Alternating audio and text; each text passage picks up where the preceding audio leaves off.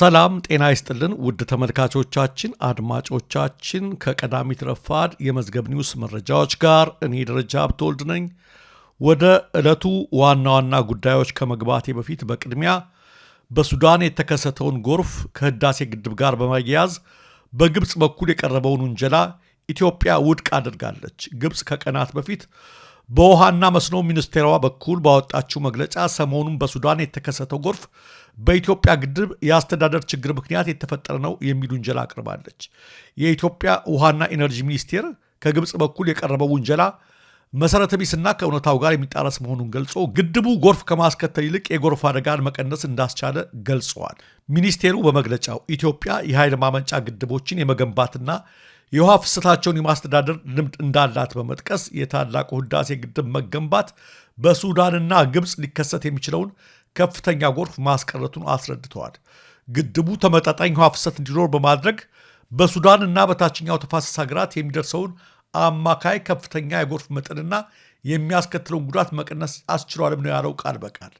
ግድቡ ባይኖር ኖሮ በክረምት ወራት በኢትዮጵያ ከፍተኛ ቦታዎች ላይ የጣለው ዝናብ በሱዳንና ግብጽ በሰውና ንብረት ላይ ከፍተኛ ውድመት ሊያስከትል የሚችል ጎርፍ ይከሰት እንደነበር ገልጿል። የሱዳን የግብርናና መስኖ ሚኒስቴር በሀገሪቱ ለተከሰተው ጎርፍ የመሰረተ ልማት ችግርን ጨምሮ ምክንያት ያላቸውን ጉዳዮች በግልጽ አስቀምጠዋል። ነገር ግን ግብጽ ከዚህ በተቃራኒ የጎርፍ አደጋውን ከህዳሴው ግድብ ጋር በማገናኘት ዓለም አቀፉን ማህበረሰብ ለማሳሳት ሐሰተኛ ክስ ኢትዮጵያ ላይ አቅርባለች ሲል የውሃና ኢነርጂ ሚኒስቴር በመግለጫው አመልክተዋል። ሚኒስቴሩ አያይዞም ኢትዮጵያ ኃላፊነት የሚሰማት ሀገር እንደመሆኗ መጠን የህዳሴ ግድብን የውሃ ፍሰት በተመለከተ ከጎረቤት ሱዳን ጋር የመረጃ ልውውጥና ትብብር ለማድረግ ማዕቀፍ ዘርግታ እየሰራች ትገኛለች ብለዋል። ኢትዮጵያ የኃይል ማመንጫ ግድቦችን በመገንባት ልምድ ያላት ሀገር ናት ያለው ሚኒስቴሩ ታላቁ የህዳሴ ግድብን ጨምሮ ሌሎች ግድቦችን የውሃ ፍሰትና ቴክኒካል ስራዎችን በሚገባ እያስተዳደረች ትገኛለች ብለዋል። ግብጽ ለጎረቤት ሀገራት ተቆርቋሪ በመምሰል ያወጣችው የሐሰት ውንጀላና የስም ማጥፋት መግለጫ ሙሉ በሙሉ ተቀባይነት የሌለው ነው ሲል ሚኒስቴሩ ገልጿል።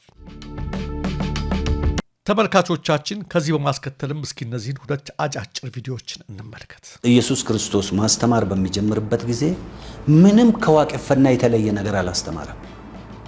ምንጩም ከዛ ስለሆነ ኢየሱስ ክርስቶስ አስተምሮ የዋቄፈና ነበር ማለት ነው። የኢየሱስ ክርስቶስ አስተምህሮት ከዋቄፈና የተቀዳ ነው እያሉ ነው ዶክተር።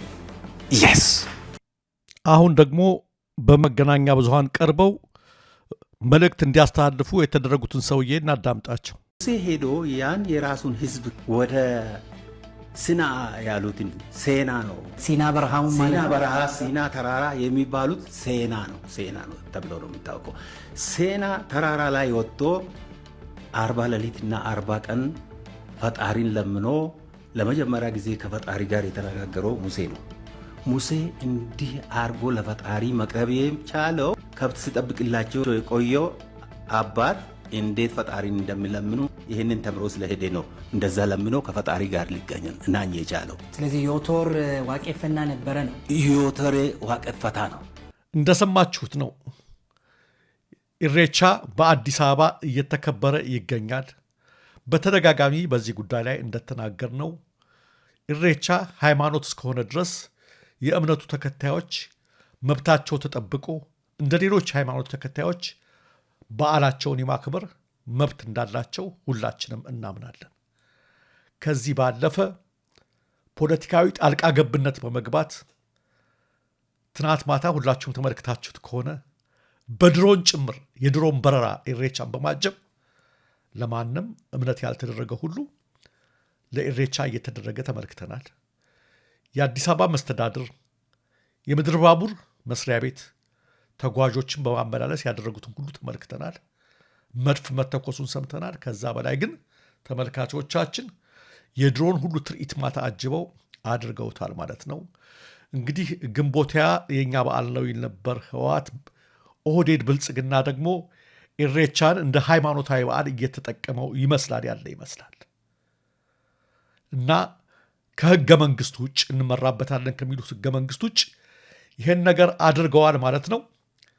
ከዛ በተጓዳኝ የሰማችኋቸውን ነገሮች ደግሞ እየሰማን ነው።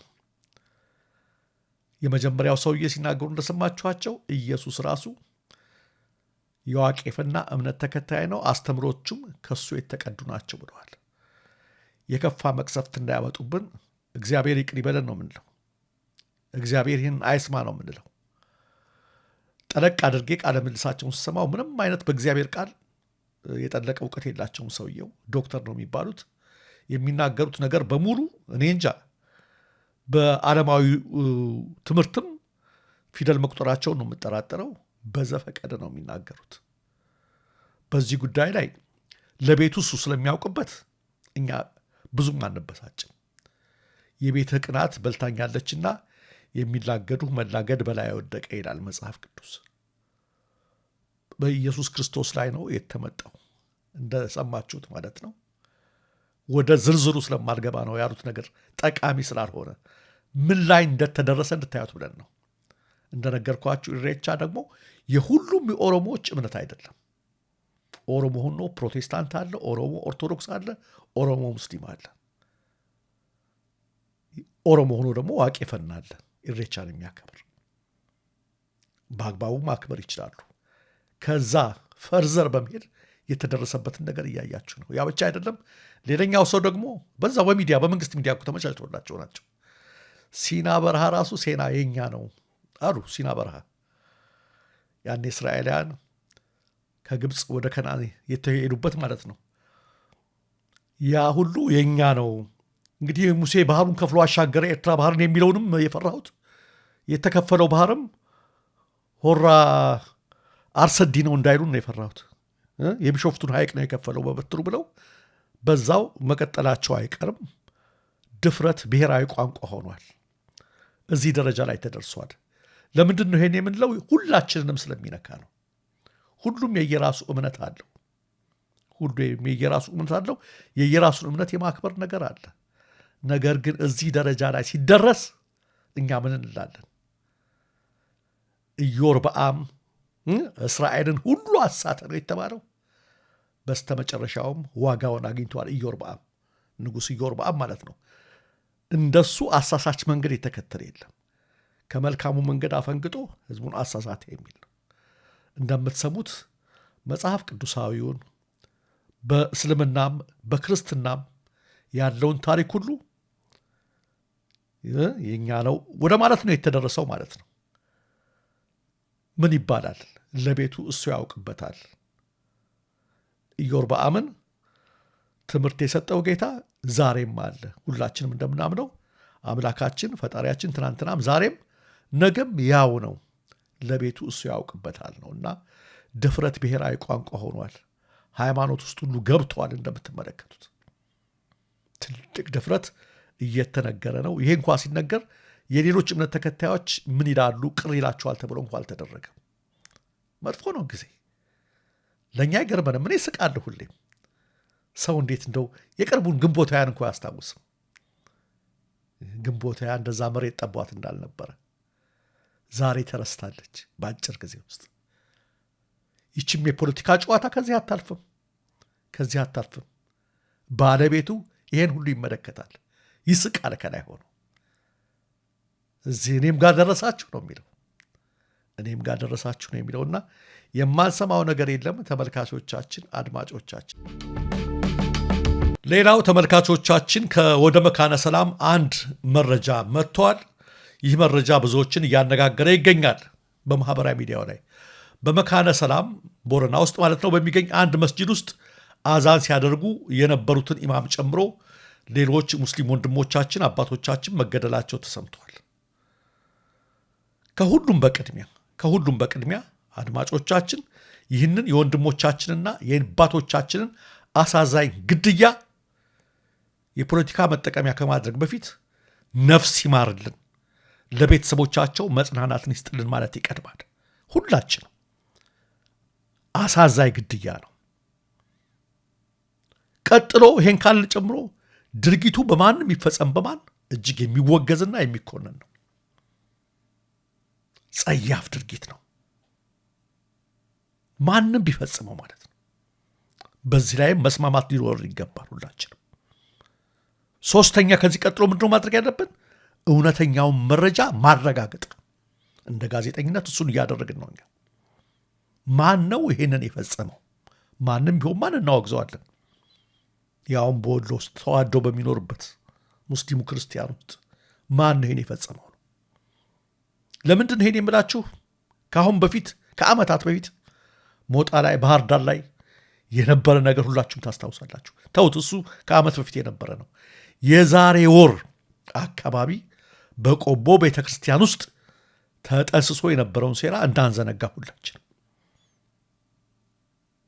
ካልጠፋ ወታደር ያ ሁሉ ሰራዊት እያሉ የሙስሊም ልብስ የለበሱ ሚሊሻዎችን ቤተክርስቲያን ውስጥ በመላክ ካስታወሳችሁ የምስራቅ አማራ ፋኖ ህዝብ ግንኙነት ኃላፊ የአርበኛ አበበ ፈንታውን አባት የ75 ዓመቱን አዛውንት እኚህን የምታዩቸው ነው አቶ ፈንታው ደርበው እዛው ቤተክርስቲያን ውስጥ የሙስሊም ልብስ በለበሱ ሚሊሻዎች እንዲገደሉ ተደረገ። ምንድን ነበር ሴራው? ሴራው እጅግ አደገኛ ነበር። የሃይማኖት እሳት በጣም አደገኛ ነው። ግን በጣም ነው ያደነኩት አበበ ፈንታውን። ያኔ ሙስሊም ወንድሞችን ወገኖችን አውቃቸዋለሁ። የብልጽግና ባለጌዎች የፈጸሙትን ድርጊት በሙስሊም ወንድሞች አላሳበብም። ምን ለማድረግ እንደተፈለገ አውቀዋለሁ ብሎ ሴራውን ራሱ አበበ ፈንታው አከሸፈው። ሌላ ቦታ እንዳትሄዱ፣ በዚህ ምክንያት ችግር እንዳይፈጠር እረፉ። የሞተው የኔ አባት ነው። እነማን እንደፈጸሙት አውቃለሁ። ሙስሊሞች አይደለም የፈጸሙት። በሙስሊምና በክርስቲያን መካከል እሳት ለመፍጠር የፈለጉ ናቸው የፈጸሙት፣ ብልጽግናዎች ናቸው ብሎ ማን አከሸፈው? ራሱ አከሸፈው። በጣም ነው ያከበርኩት ያደነኩት። ያን አሁንስ ማን ይሄን የፈጸመው? እያጣራን ነው።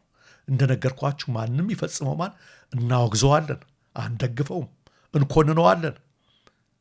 እጅግ ጸያፍ ብልግና ነው የተፈጸመው። ጭካኔ ነው የተፈጸመው። ሁሌኛ አንመርጥም። የትም ቦታ ሲፈጸም እንዲህ አይነት ክፉን ነገር እናወግዛለን። ግን እያረጋገጥን ከዚህ ጀርባ የተጠነሰሰ ሴራ አለ።